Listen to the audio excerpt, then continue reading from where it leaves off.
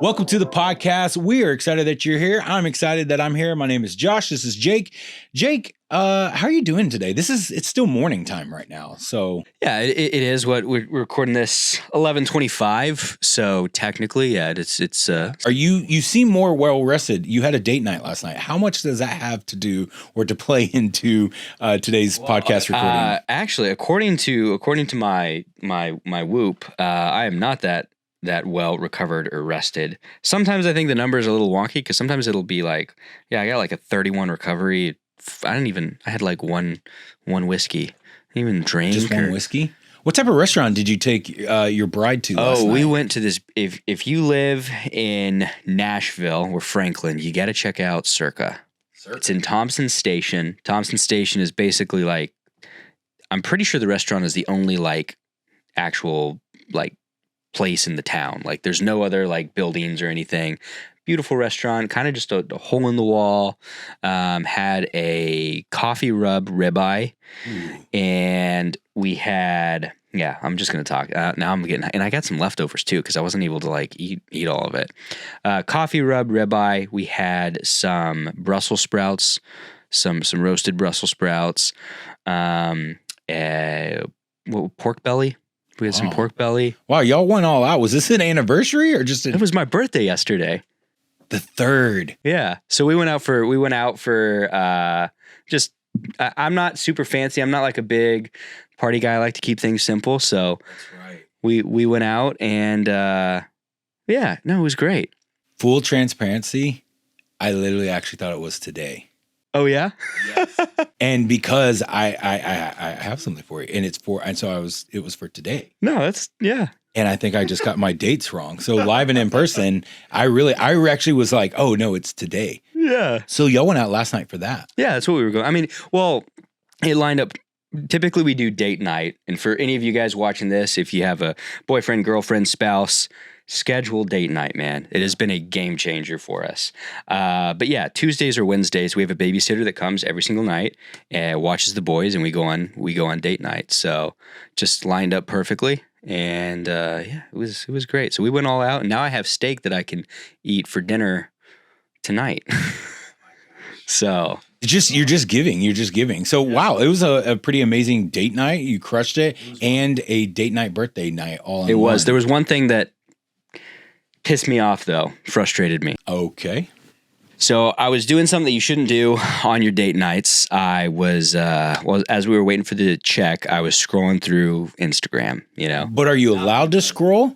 Or are you not allowed to scroll? No, like we put phones to the side, but it was kind of towards the end of things, and so I was scrolling. And it was your birthday. And it was my birthday, so Daddy got to do what he wanted. Yeah, great.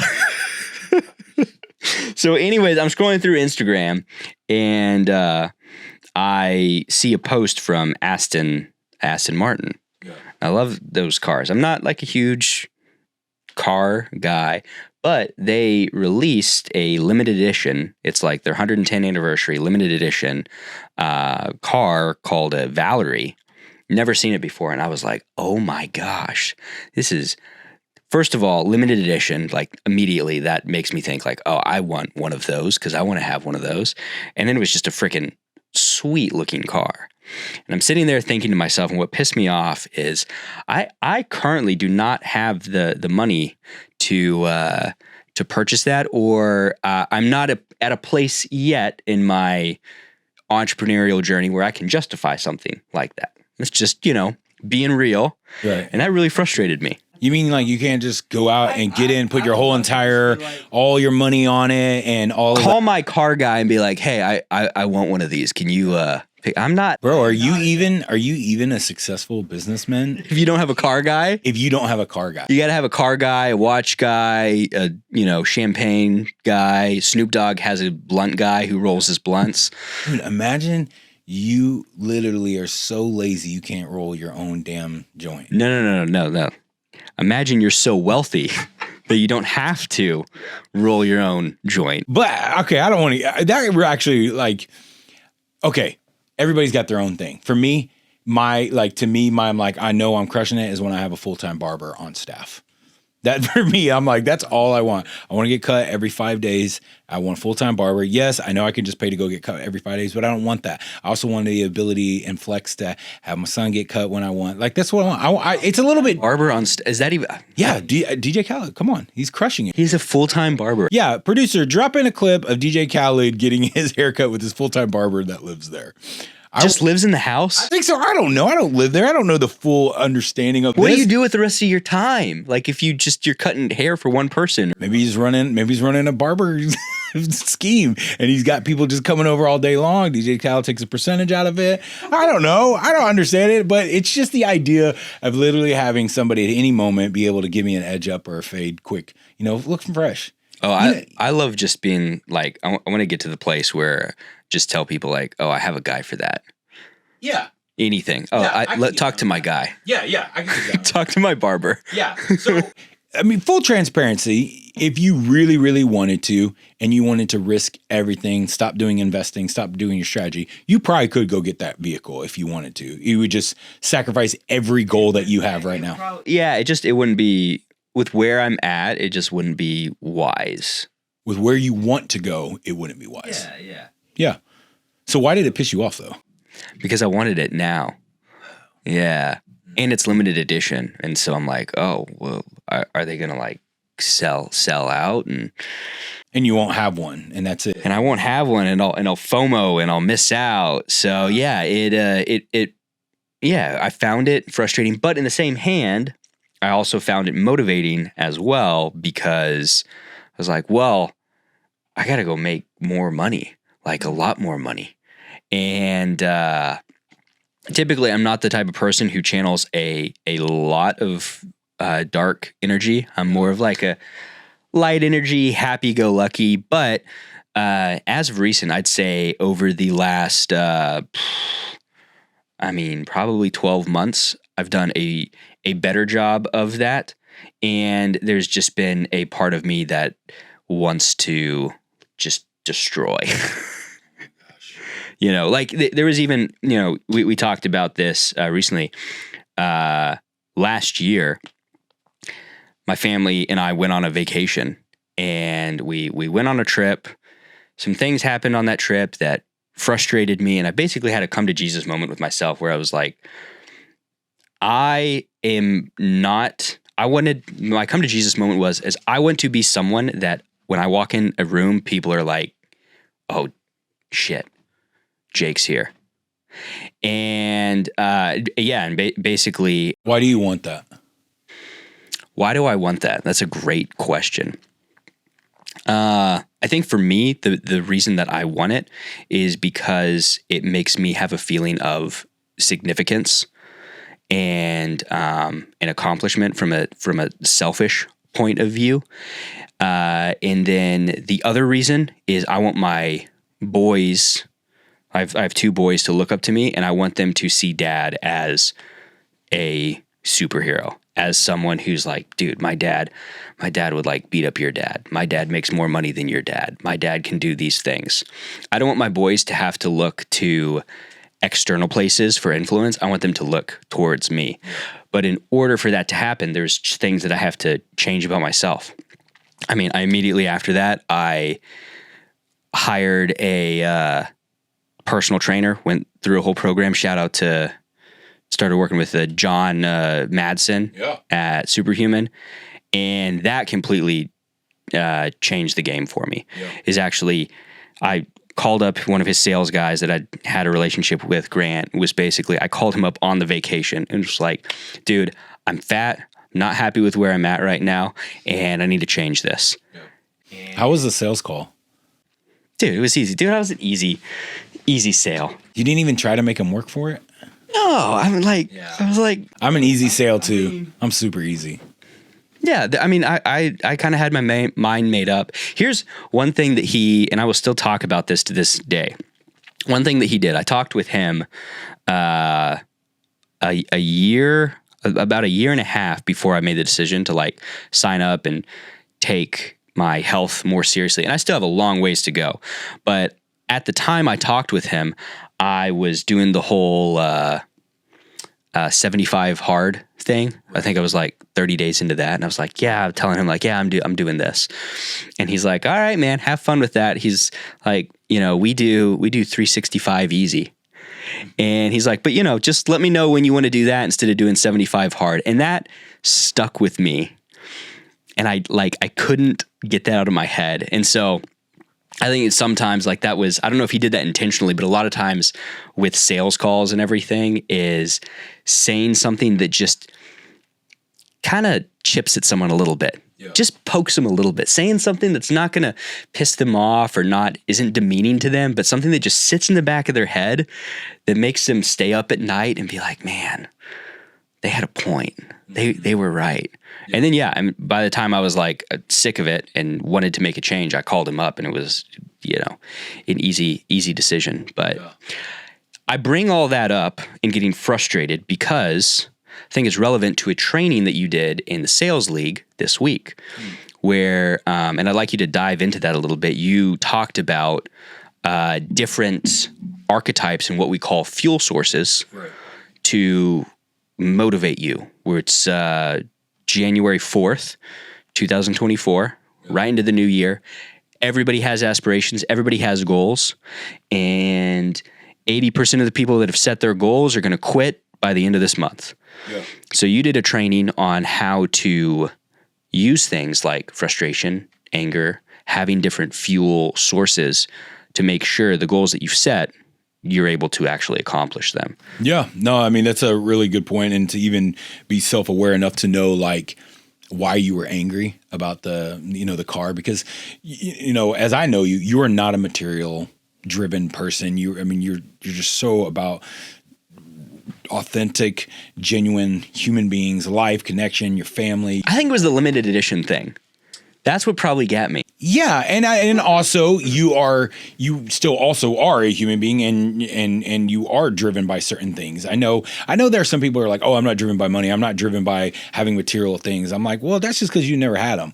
I mean, like you never flew private before until recently, and then you're like, oh, now I get it. You never flew first class before until when we went to London. You never did these things, and then all of a sudden you're like, oh, okay, I get it now. I understand the context of it. I think for a lot of people. But when you look at the fuel source of what drives certain people to achieve it, like when you look at 75 Hard, Andy Frisella, right? Love his podcast, love what he's doing. I've done 75 Hard once about 4 years ago, and I completed it, and it was actually extremely challenging. Also, 365 Easy, I think, is hysterical because to do something consistently for that long is not easy. It's actually extremely hard and challenging to be consistent in anything in life. So, if anything, I would say sometimes doing something for 300 for a year isn't really that long. Like, you really have to look at, like, the people you should look up to is the people who've been doing it for 10, 20 years. Yeah. Like people who are just relentless in everything that they're doing. But then the question, when you look at a Jordan, a Kobe, Serena, Oprah, it's like, how do they have the fuel to keep driving day in and day out and being relentless where like the whole all gas, no brakes? Well, I had to start looking at like what drove me to be successful in sales. It's like, because I look at it, okay, let's just be very contrast. If I look at my sales and my music career and how I was successful there versus like things that I've not been successful at, health and different things like that. And I'm constantly looking at them both. And I'm like, how can I be successful in one area and not in the other area? I have to look at the fuel that drives me, because fuel is your motivation. It is your ambition. It is that hunger of like, I have to do this come hell or high water, no matter what. And there's 3 ways that we break that down into 3 sales archetypes. Well, then there's the other thing which is your drive. And your drive is the action to take that fuel and make it do something. When you look at fuel, if you have 0 fuel, then you're going to have 0 action. Your drive ain't going to go anywhere. But if you got all the action in the world, but you don't, if you have all the fuel in the world, but you don't actually drive it, then you just have a bunch of potential sitting doing nothing. Yeah. So fuel and drive actually come together and they create momentum. So just for clarity's sake, fuel is the thing that's motivating you, the thing that's pushing you forward, whether that's something that you want or something that you're trying to move away from. And drive is the actual action it takes. 100%. Fuel, the thing that drives you, your motivation, not drives you, but your fuel source, right? Yeah. Drive is the action that leverages that fuel source that gets you moving in the right direction. Does that make sense? 100%. Okay. When I look at, and this week we only talked about fuel, right? We were only talking about, hey, what gets you, if it's the start of the year, how do you know that you're going to actually continue? So by December 31st, 2024, you're still going. You're able to keep driving. You're able to keep putting action down because you still have that fuel source. So the 3 archetypes that you and I kind of came up with when we, deduced everything down, we were like, okay, here are the 3 archetypes. You have the dark horse, you have the prosperity chaser, and then you have the trophy collector. Okay. The dark horse, I'll go through them kind of. I would just go through them. Yeah. Okay. So when you're looking at a fuel source, you have to recognize what drives me, because everybody's got emotion. Everybody's got a little bit of motivation right there in that moment. In that moment at the dinner table, you had a motivation to go and do whatever it takes to buy that limited vehicle, right? Yeah. But what is going to sustain you to have that same drive? Because today is now the next day after that motivation. Are you buying the car today? No, but I still want it. Okay. So what are you going to leverage so that you can actually achieve that desired outcome, that goal that you want? If you actually still want it, I mean, it could be fleeting and you'd be like, oh, I don't really want it. Or you actually can say, no, I want this, right? If you're going to leverage the first one, dark horse. Dark horse is like, it's people who are not wanting attention.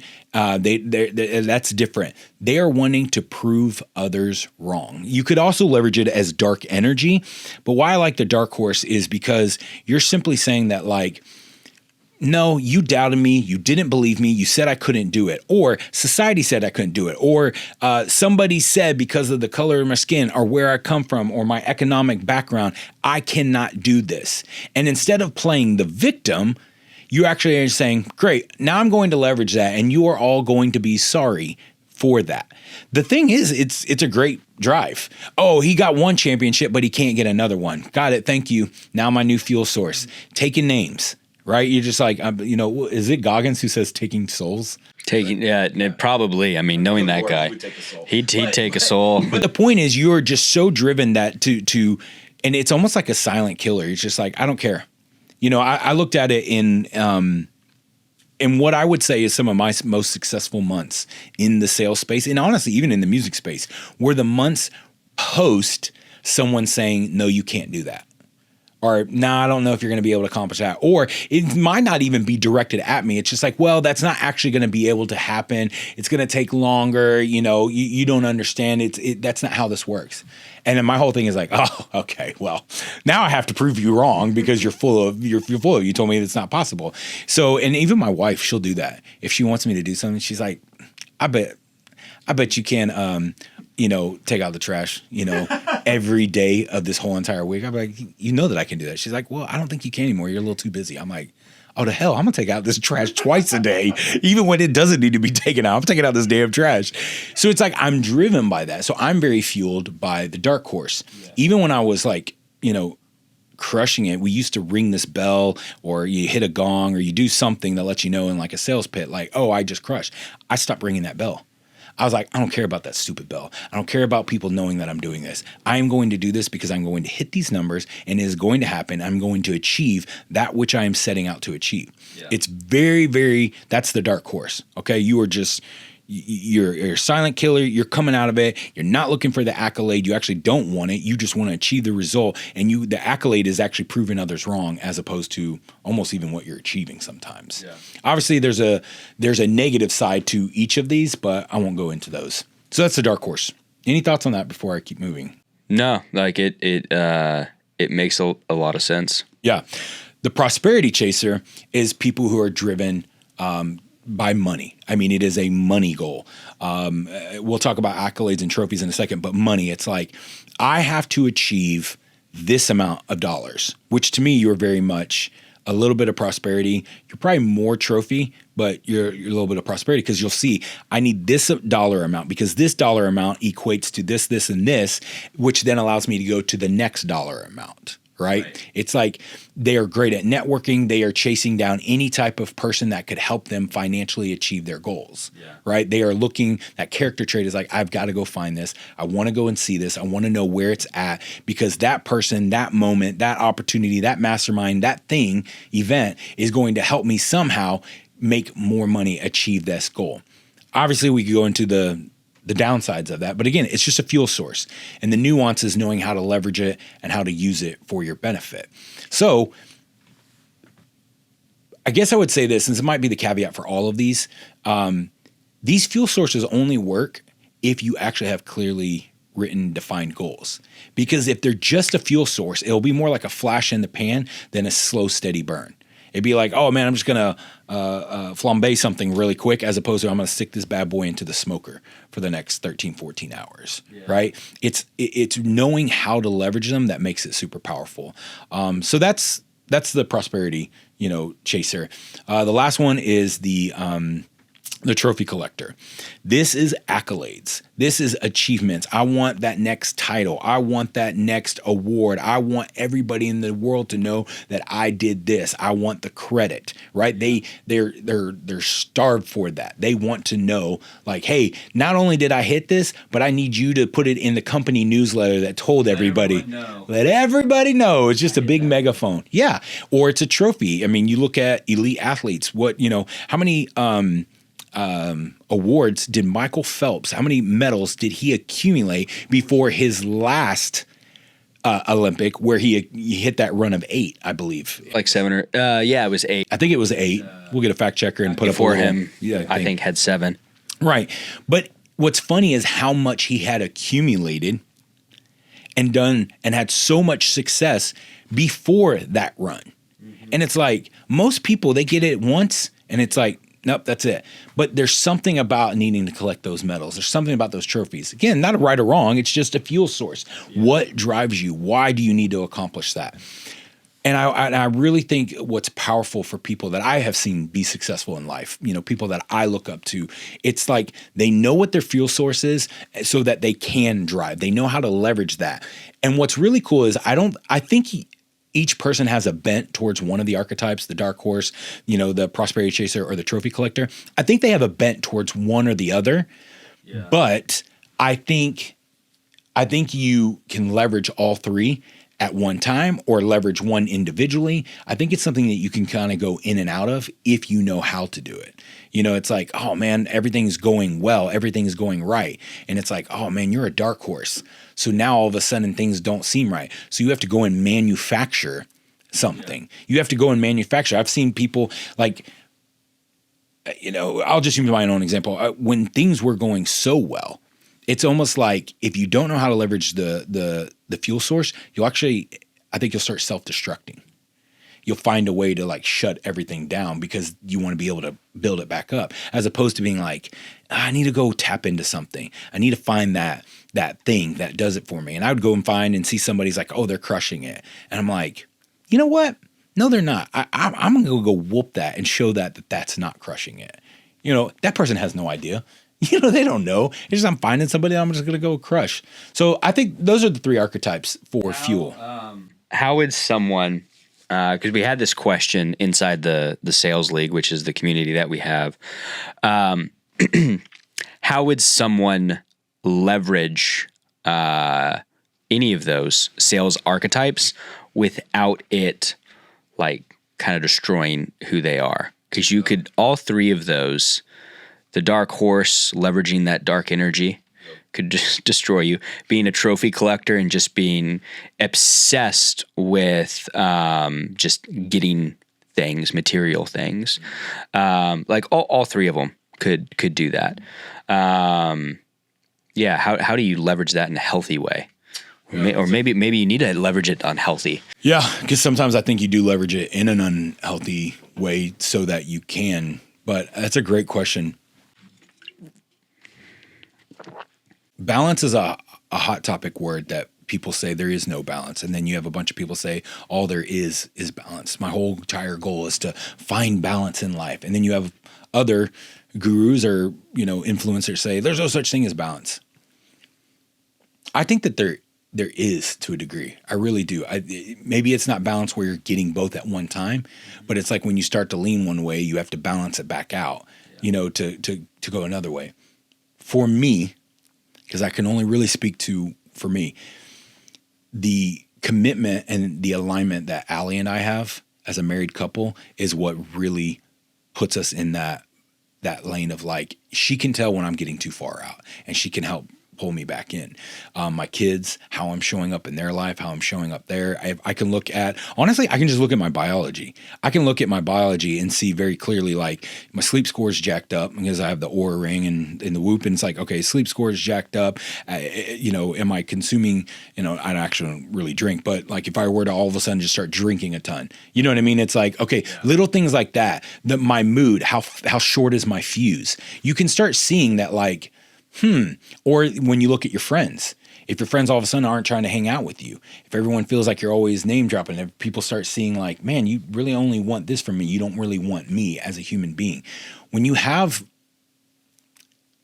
normalize things in your life that are healthy, the way you operate, the way you communicate, the way that you spend money or don't spend money, the way that the things in your life are telltale signs of like, hey, this is healthy. This is a baseline of health. Then when you start getting too far out of scope of that, you have either friends, community, mentor, coach, somebody who can actually help rein you back in. I think when I burnt through that dark horse in that season, if I could have had somebody in my life that been like, hey, like you've now pushed past this fuel source and it is now burning dirty and gross and it's over. Yeah. Like, and you're on self-destruction path. Time for an oil change. Time for an oil change. Like, I think I could have salvaged that season even better. Yeah. But I think it's very important. I think if you do not have clear goals, clear vision, and a clear game plan written out for your life, that is your true north. Yeah. That's your barometer. That's like, hey, are you in alignment? And you have to check in with that alignment daily, weekly, monthly. It's got to be the forefront of where you're at. Because if not, then how do you know where you're at? What is your north? Where's north? Where's south? Where's east? Where's west? Where are you going? You got to have some type of barometer that keeps you.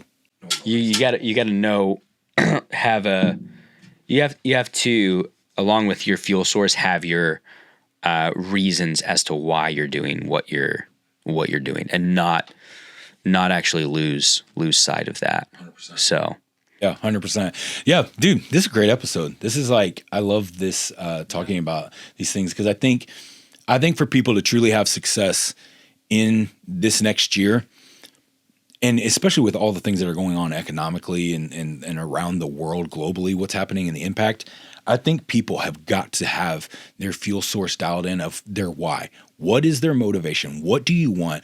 What is it going to take to achieve it? And what are you going to have to pay that cost, that price?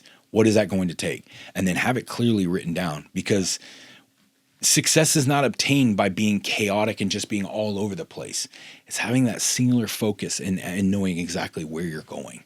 And I think that's what we're going to see. If we're going to see success, it's going to come from that. It's going to come from that fuel source. And if you're going to get that Aston Martin, then you're going to have to step up your game, bro. Dude, yeah. Especially with my youngest, man. My youngest loves cars. Yeah. He is 3 years old, and he can tell you, the difference between Alfa Romeo and an Aston Martin and Lamborghini, but doesn't know his colors. Ask him the other day, was pushing him in the stroller and was like, next to the sidewalk, there's a patch of grass. And I asked him, like, what color is that? He's like, oh, that's red. It's like, oh, God. What car is that? What car is that? That's a Kia Soul. Yeah. It's got a 4-cylinder in it. It takes unleaded gas. But why Kia Soul, and like so specific, not just, oh, that's just a car. So for Christmas, we bought him 60 Hot Wheels. And I dumped, just for his big present for Christmas was a bag, and just dumped him.